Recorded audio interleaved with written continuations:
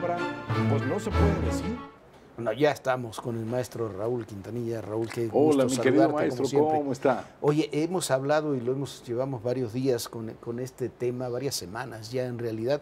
Hoy insistíamos, el tema de la migración es un tema con unos costos humanos brutales. Lo es con los migrantes que hay en México, pero lo es además a nivel global.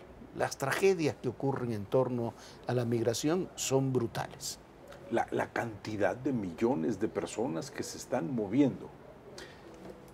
Antes de decir una cosa, yo quisiera plantear el sentido de por qué se movía un ser humano. Eso es lo que me parece verdaderamente dramático. Estuve revisando, antes de venir acá, una serie de crónicas de viajes con múltiples cosas, tanto científicos como artísticos, como movimientos de personas buscando otra cosa. Y la característica era, al fin de cuentas, buscar nuevos mundos. Todavía había la posibilidad de descubrir. Había porciones de tierra que todavía no eran encontradas. Recuerdo en uno de estos casos, Amundsen, el que encontró el Polo Sur, que vio de una manera dramática cómo su bolsa de libros se le hundía en el agua y solamente le quedó un libro sobre las costumbres del protocolo del rey de Inglaterra, y aquello era aburridísimo y lo leyó 3 veces. Cómo Oscar Wilde escogió una novela de Dickens para irse de viaje. Había una sensación de buscar, ¿sí?, un mundo, conocer, encontrar, la fascinación por el misterio, y al mismo tiempo ya se había superado toda esta cuestión de la época antigua de solamente buscar la invasión para acabar y para acabar con todo aquel que fuera distinto o fuera diverso. De ese mundo, que corresponden a unos 100, 150 años, empieza a moverse la gente por la necesidad, por el hecho de buscar. Ya no es el hecho de descubrir, son dos verbos muy distintos. Una cosa es descubrir y otra cosa es buscar. ¿Qué busca ahora la gente? Tan sencillo, la buenaventura. ¿Qué busca la gente ahora? ¿Sí? Tratar de encontrar un lugar donde pueda sentirse a salvo de este mundo infernal que tienen los pueblos del origen. Pero trate de pensar, maestro, como migrante. Si nos ponemos a pensar en primera persona como si fuéramos migrantes, primero, trate de pensar el miedo que puede sentir un padre, una madre de familia y 3 pequeñitos sintiendo las emociones de los padres, sabiendo que les queda por enfrente una caminata larga. Un mar, cruzar el Mediterráneo, como cruzar un océano, o sea, arriesgarse en una lancha, pero traer 2 pequeñitos, 3 pequeñitos. Imagínese la generación de temor, la generación de miedo de esa familia. Segundo, la sensación no solamente del temor, sino de el rencor, el enojo envejecido, la molestia, la sensación de por qué tienes que moverte del lugar donde creciste, del lugar donde tú naciste, porque otros te están expulsando sin expulsarte, te expulsan con base en la violencia, la agresividad, porque el 90% de estos movimientos no son destierros, son exilios, y el exilio es voluntario, maestro. Es que son cosas diferentes, hasta incluso la Primera Guerra Mundial, la Segunda Guerra Mundial, hubo movimientos muy grandes de gente, pero eran provocados por fenómenos políticos o violentos muy concretos. Choques de mundo. Incluso los exilios español, argentino, chileno, uruguayo, centroamericanos. Que enriquecieron a otros países. Y era diferente, y era otro tipo de movimiento. Ahora lo que estamos viendo, la cifra, si no me equivoco, que dio la ONU esta semana era de 230 millones, 238 millones de gente personas moviéndose al año. Es una cantidad brutal. Es una cantidad bárbara. Ahora, antes en esos exilios, es que la diferencia, el destierro es una imposición, el exilio es un fenómeno involuntario. Los seres humanos tenemos varios exilios en la vida. Nos exiliamos de cosas que vamos dejando, nos exiliamos de ideas, nos exiliamos de... El exilio es un proceso que te provoca melancolía, te provoca nostalgia, te provoca la necesidad de saber que un día tienes que regresar después de aportar a un lugar que generosamente te está recibiendo.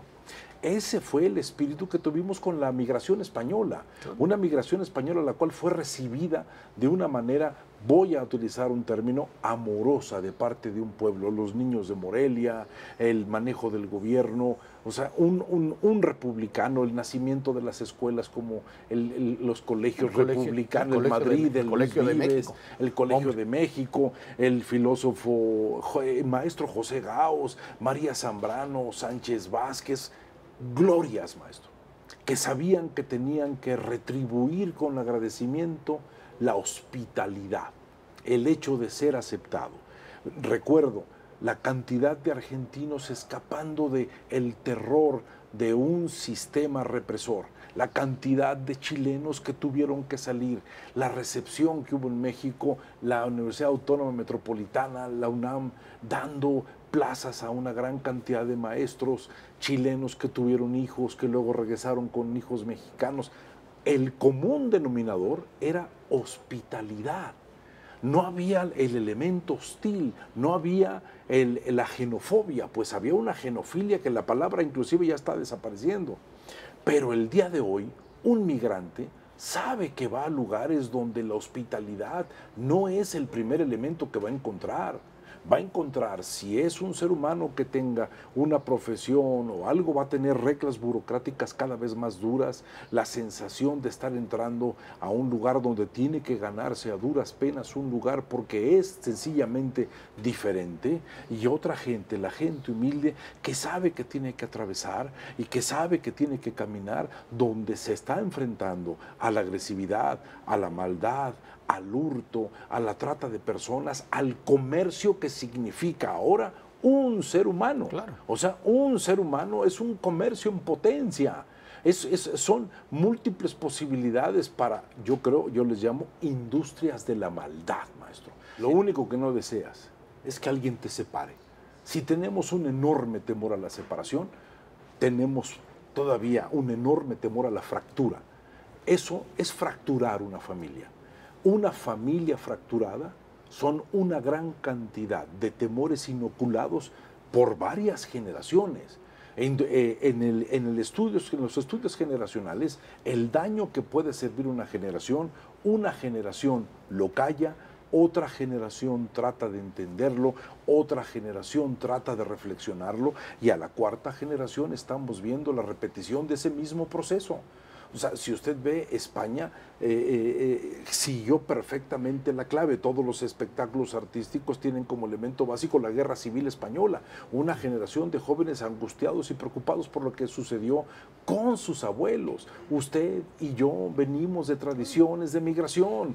Los Estados Unidos, que tanto ahora se angustian con la migración, son un pueblo en 90% exclusivamente basado en la migración. No existiría Estados Unidos maestro, la migración italiana, que le dio una enorme consistencia a los procesos industriales, la población del centro de Europa, la población de la religión judía que se movieron, el movimiento de los centros de Europa tratando de salvaguardar la existencia hacia los Estados Unidos. O sea, la migración oriental hacia California. Se transformaron en científicos, se transformaron, o sea, no había nada más interesante que un hijo de migrantes judíos en una universidad que tenía el enorme compromiso de ser brillante y valiosísimo. Claro.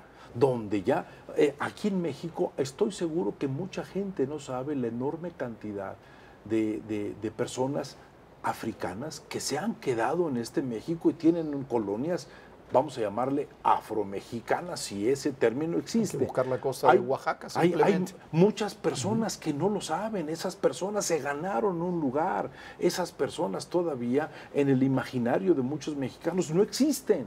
O sea, nosotros no tenemos conciencia de la gran diversidad que tenemos y creo que ahora lo menos que podemos aceptar es que empiece a despertar en nosotros un miedo inconsciente que tenemos desde mucho tiempo antes al concepto de la palabra invasión.